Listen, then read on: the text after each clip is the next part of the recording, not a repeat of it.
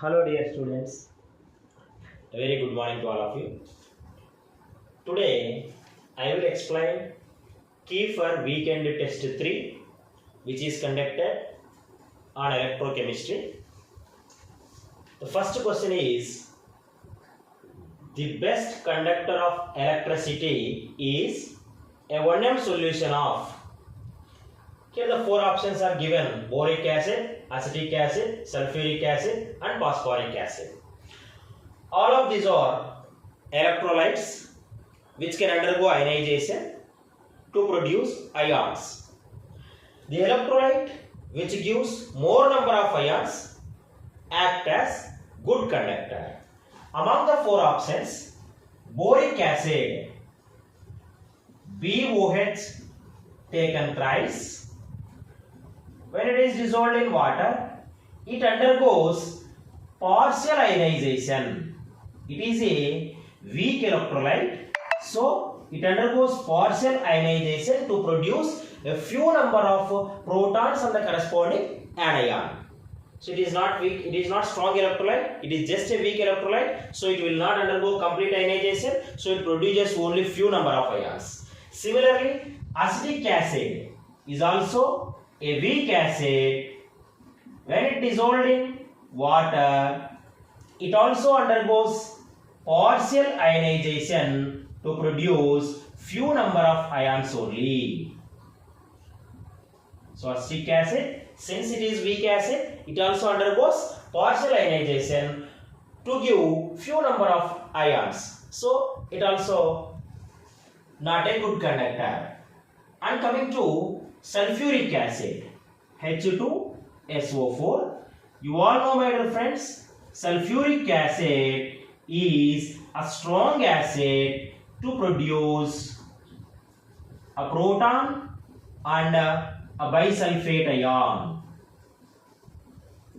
Sulfuric acid is a strong acid. It undergoes complete ionization to produce the corresponding ions. So, because it undergoes 100% ionization, it gives maximum number of ions and carry maximum amount of electricity. And coming to the fourth option, phosphoric acid. Phosphoric acid also a weak acid. It undergoes partial ionization to produce the corresponding ions.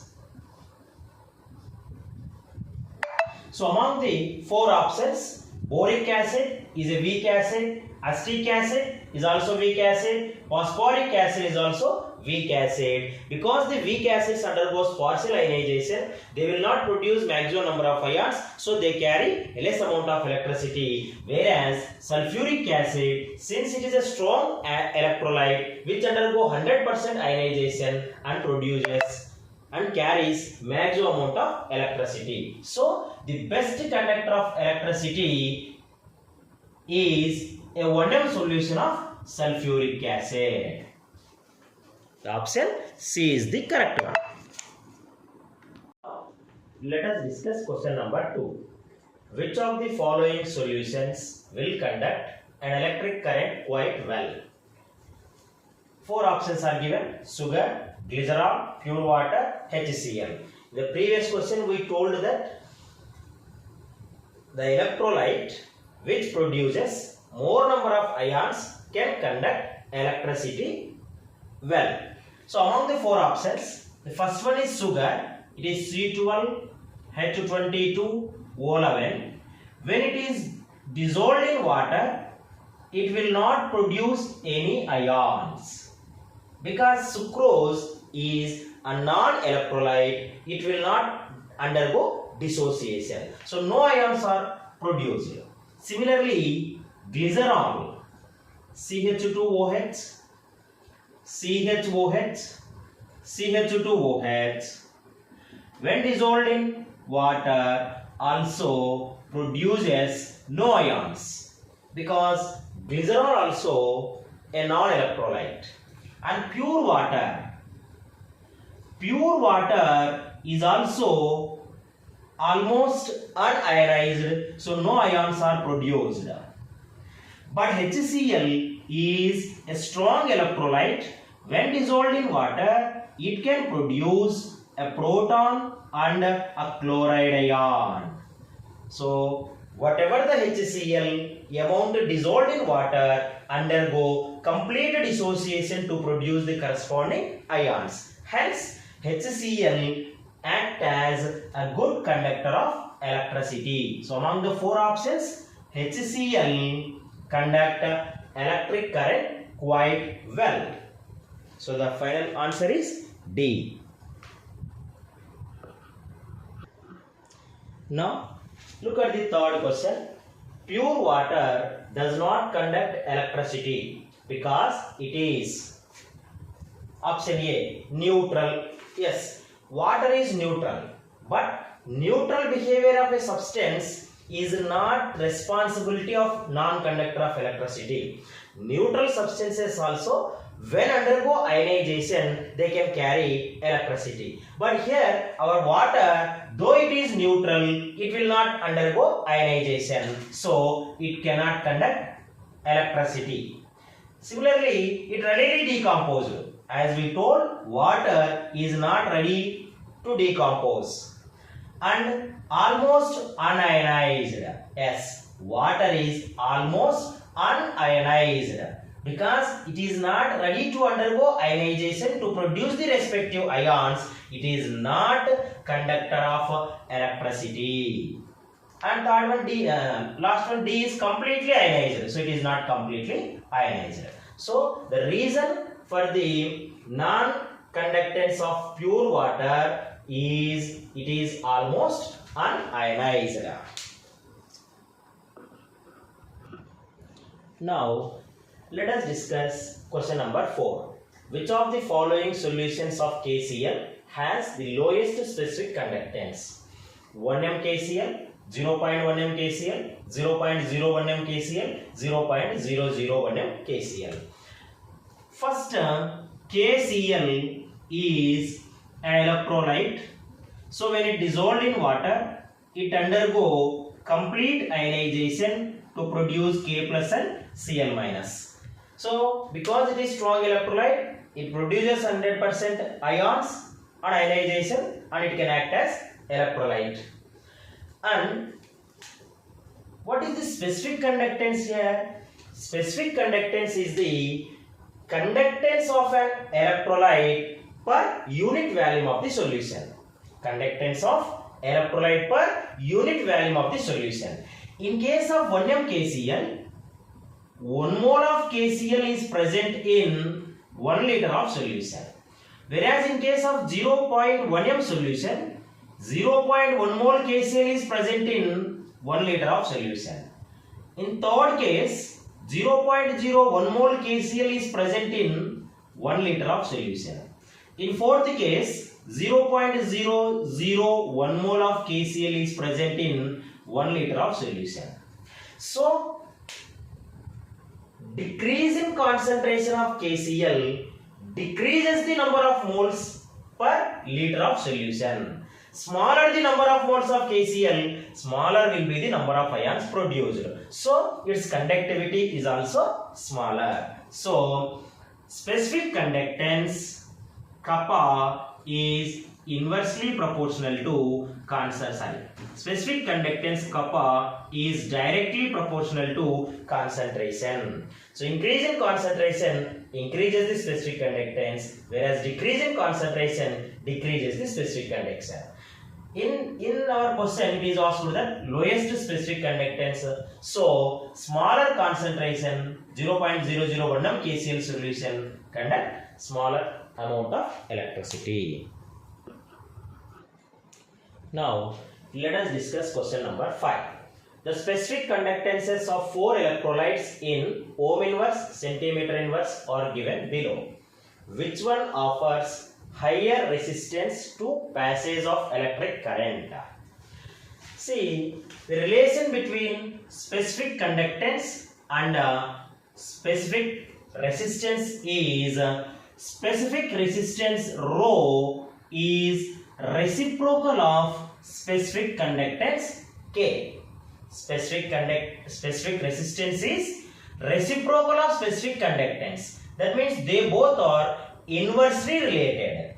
So smaller is the specific conductance, higher will be the resistance of the solution for the passage of electric current. So among the four options, option B is smallest value. So it is 9.2 into 10 to the power of minus 9. So because the solution of option B has smallest specific conductance, it has highest resistance to passage electric current. Now let us continue next question. Question number 6. The unit of specific conductance is. Specific conductance K has the formula K equal to 1 by R into L by A. Here R is resistance. So resistance has the unit of ohm. L is length. Length has the unit of centimeter. A is area. Area has the unit of centimeter square. So centimeter gets cancelled, and what is remained?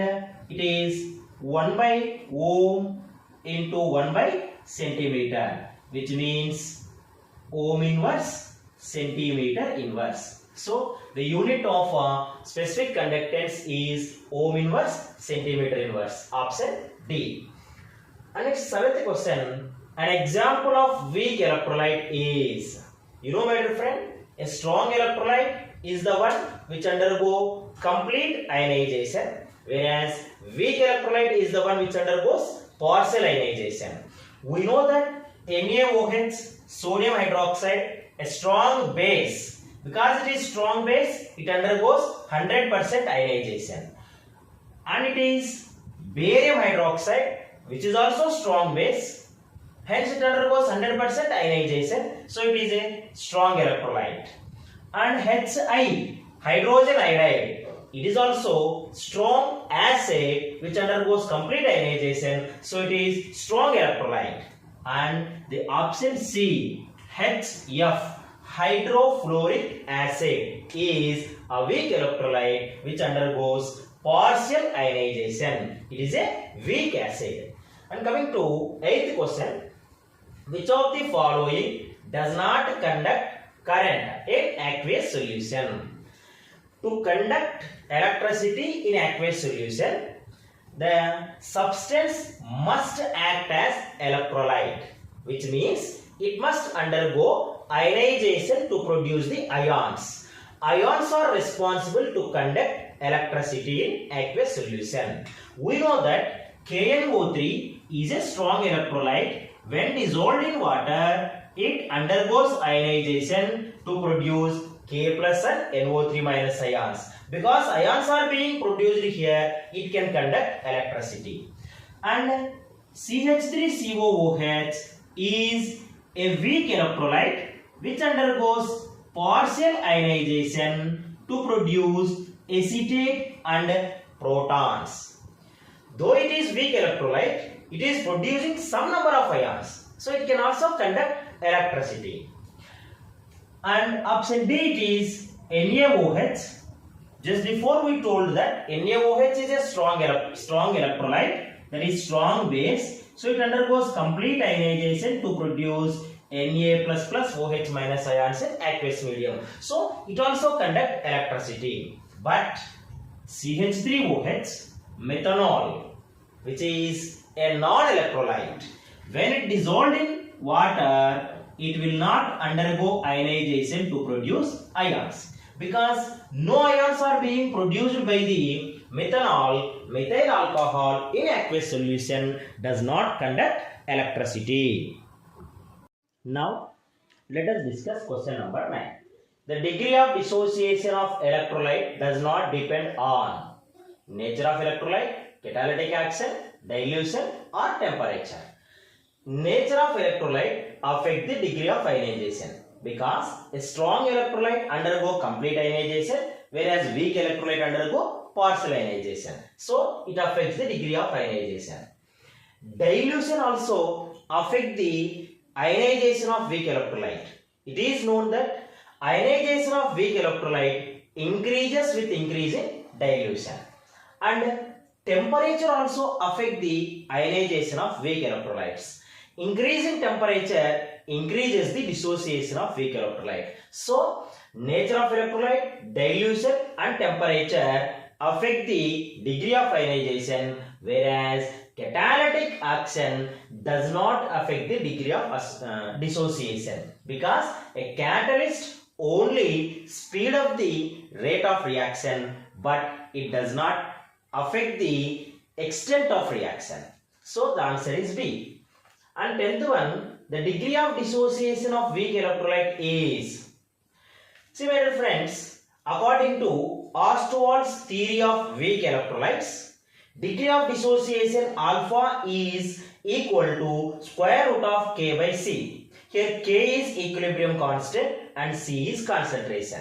For weak acids, degree of ionization alpha is equal to square root of Ka by C. For weak bases, alpha is equal to square root of Kb by C. So from this formula, degree of dissociation alpha is inversely proportional to square root of C, that is concentration. So the answer is option D.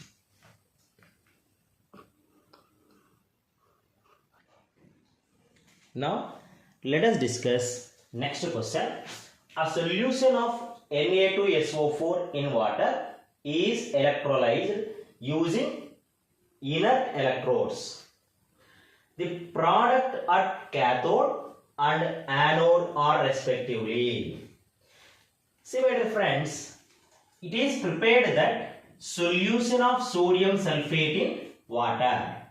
When sodium sulfate is dissolved in water, because it is strong electrolyte, undergoes complete ionization to produce corresponding ions, that is sodium ions and sulfate ions.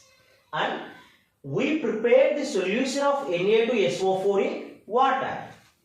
Water,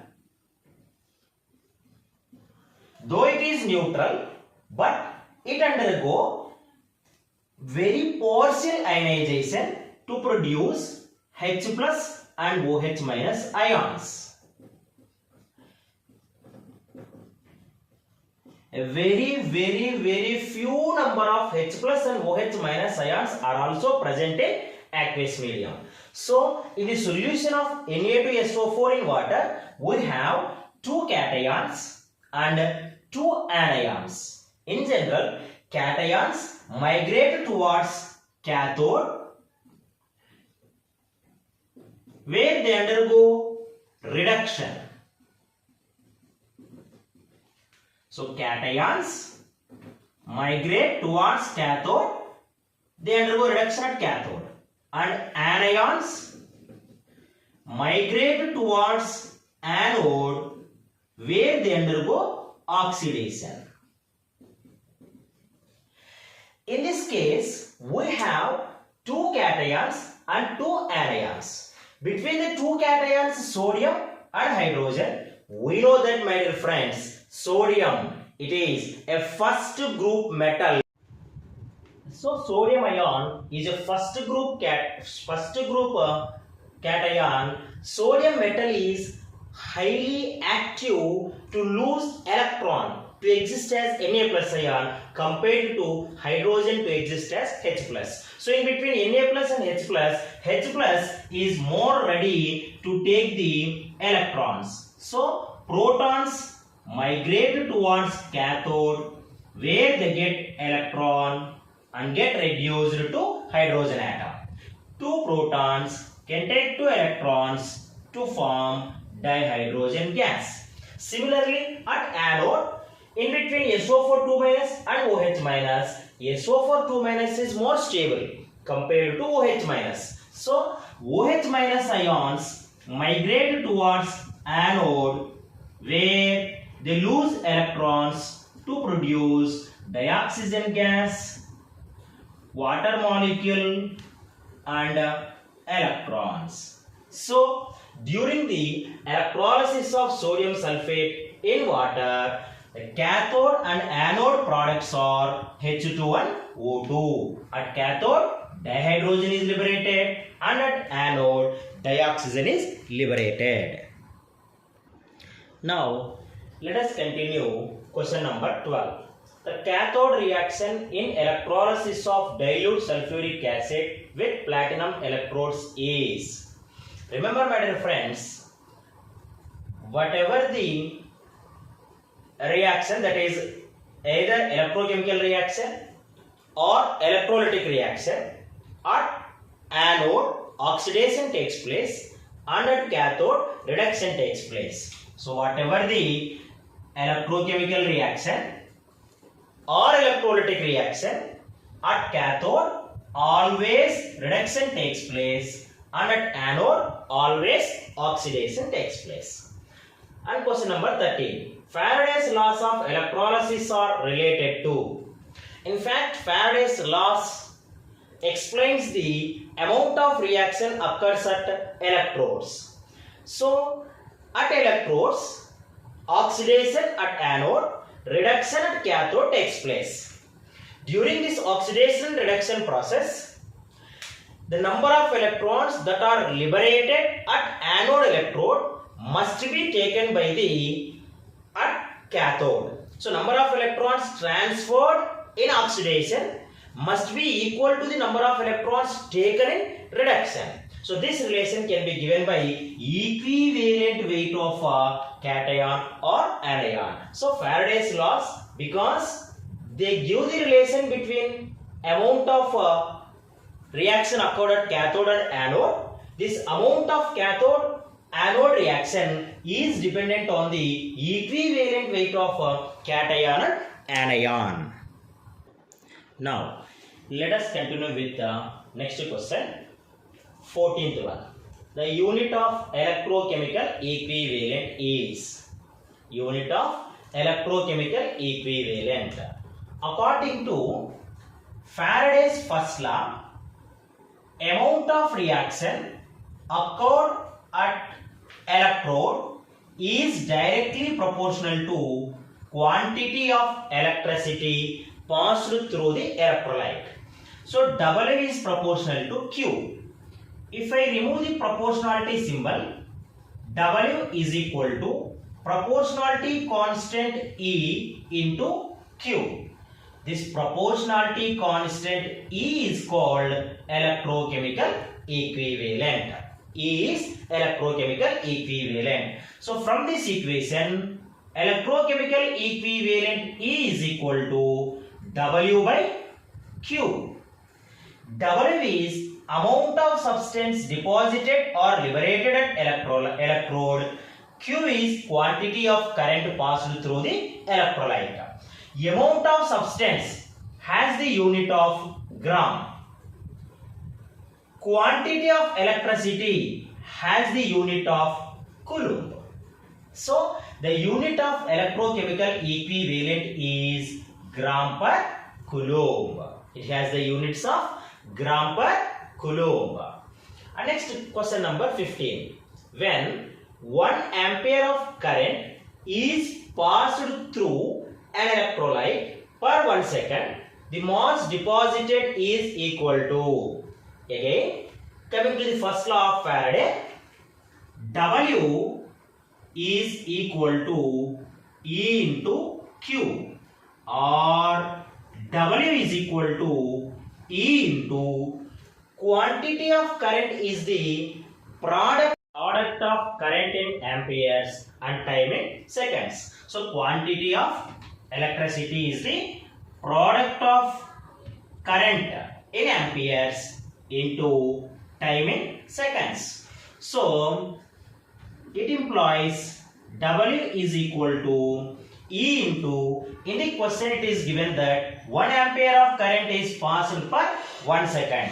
So current in amperes is 1 and time is 1 second. It implies W is equal to 1 into 1 is 1, 1 into E is E. Therefore, the mass deposited is equal to E. E means electrochemical equivalent. So, when 1 ampere of current is passed through an electrolyte per 1 second, the mass deposited is equal to 1 electrochemical equivalent. Next, coming to the question number 16. For the cell reaction to be spontaneous, the EMF of the cell should be, from thermodynamics, it is known that the relation between change in Gibbs energy and EMF of the cell is delta G is equal to minus NF E cell.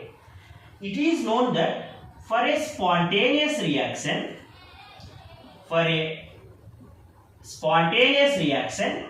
delta G should be negative.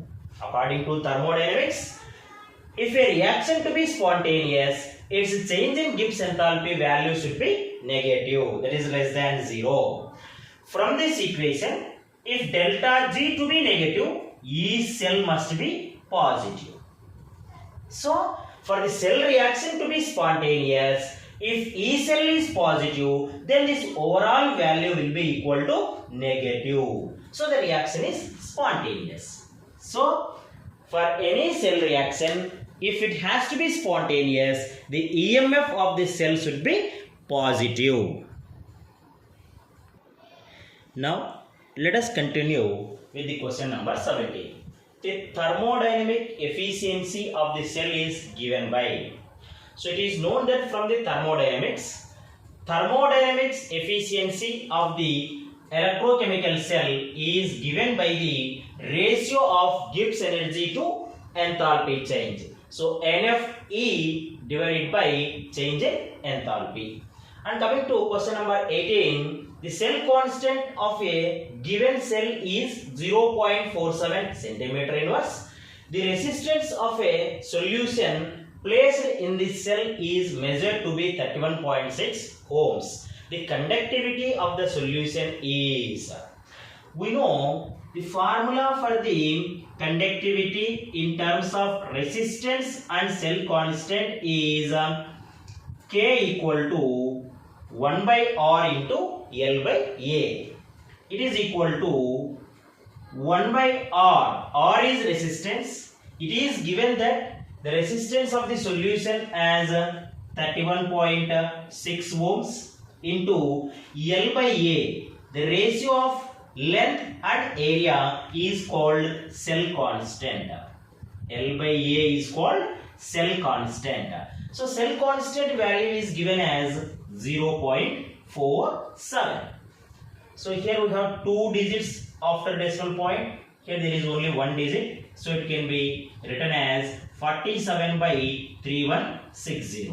So, you can divide 47 with 3160. Because it is smaller value, take a decimal point, it will become 470. Still it is smaller value, put 0 here, then 0 here.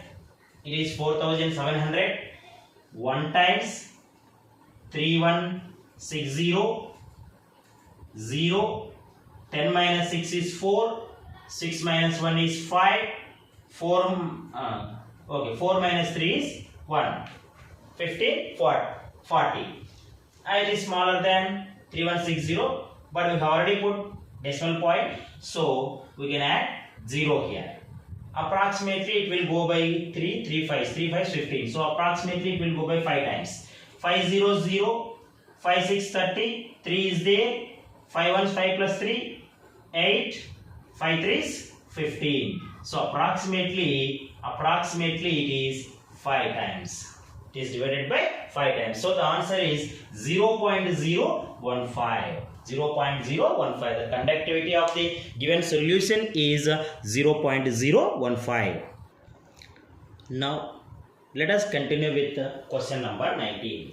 If 0.01 m solution of an electrolyte has a resistance of 40 ohms in a cell having a cell constant of 0.4 centimeter inverse, then its molar conductance will be, we know the formula of molar conductance, lambda m is equal to specific conductance into 1000 divided by concentration. So molar conductance of a solution is equal to specific conductance into 1000 by concentration.